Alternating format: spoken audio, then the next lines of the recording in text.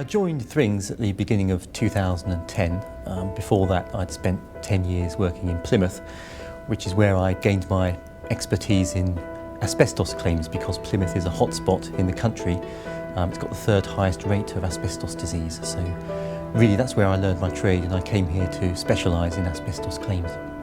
It's really to do with the dockyard at Devonport.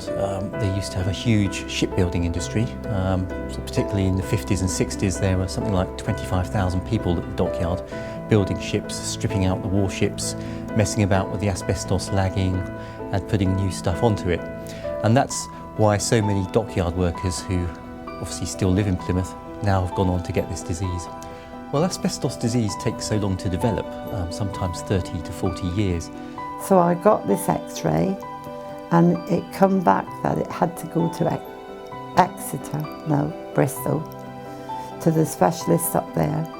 Said, I've got some devastating news for you. So I said, well, come on, tell me what it is so that I can sort it out and, you know, do whatever I've got to do with it.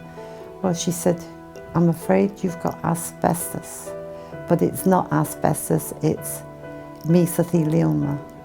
That's dominant, isn't it? Yeah. Well, I couldn't think at first where I could have got it, and then when he said, who do you know that's got it? And I said, oh, my dad had it, but that was a few years ago now. The fact that I did Dad's washing, the asbestos was coming out of his overalls. However, the case was more difficult than we initially thought, because it turned out that actually her stepfather had left the dockyard in 1965 and he'd gone to work somewhere else. He'd gone to work at the Royal Naval Hospital in Plymouth instead. Now, 1965 is an important date for this case because you cannot make claims for secondary exposure if the exposure happened before 1965. So we actually had to try and find out what he did at the Royal Naval Hospital instead, and we didn't really know that. Shirley Churcher didn't know what her stepfather really did, and no one else did either. So we had to try and see if he was exposed to asbestos when he worked there, and he had died 25 years ago, so we couldn't ask him. We did a witness appeal in a local paper, and one particular person came forward and remembered this chap. He remembered working with him very closely, and he was able to say, yes, this chap did work with asbestos at the hospital. He was a carpenter, he was a maintenance man. He used to be down in the basements, cutting up asbestos, sweeping it up. So he would have been covered in asbestos dust, he would have taken that home, and he would have exposed poor Shirley Churcher to it.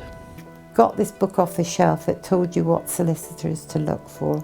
That one there, Andrew, is jumping off the page. I want that one. So she said, any particular reason? I said, no, just that one is jumping off the page, and I think that's the one I got to deal with. And when he came down here, I was so, shall I say, gobsmacked, because he was so gentle and caring about what I'd had wrong with me. Asked me questions, and it wasn't aggressive or anything. And I thought, I'd done the right thing, I picked the right one.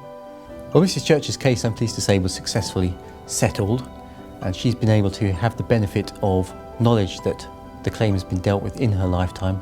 That has meant that she's been able to firstly make provision for her family through means of a will, but secondly it's also meant that she's been able to pay to have some alterations around the house.